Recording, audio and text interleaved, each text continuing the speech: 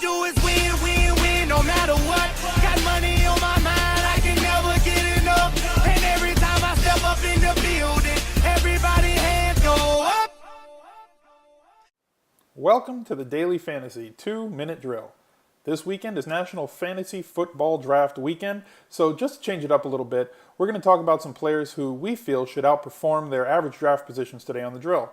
These players are also bargains in the daily fantasy industry, but their value to performance ratio in week 1 is going to be based upon their respective matchups.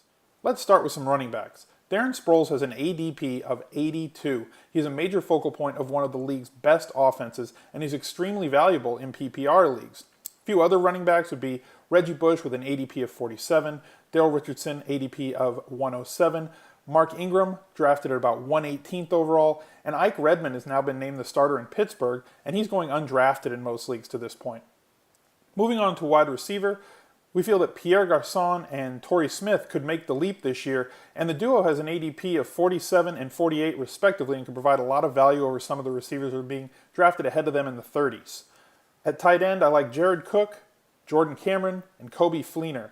All three are going to be heavily targeted in their offenses and are viable both between the 20-yard lines as well as inside the red zone and have an ADP of around 119 to 125 depending on site, so there's a lot of value there as well. The highest potential ADP value, though, on the board to me is Michael Vick. Vick has an ADP of 108. He is definitely going to be an injury risk for you, so you have to look out for that. So draft a backup for him or draft him as a backup that you can plug in as, the matchups dictate. But he is the perfect quarterback for Chip Kelly's high-octane offense, and I expect him to really outperform that ADP of 108. Really have a potential to jump ahead of a lot of the quarterbacks being drafted ahead of him and put yourself in a position to win leagues just like the people who drafted RG3 last year at around the same range. Thank you for tuning in. Like, subscribe, comment, and we'll see you this afternoon on the Grinders Live flagship show at 2:30 Pacific time, where we'll go more in depth on a lot of these NFL picks for the weekend, for your drafts, and for the first week of Daily Fantasy.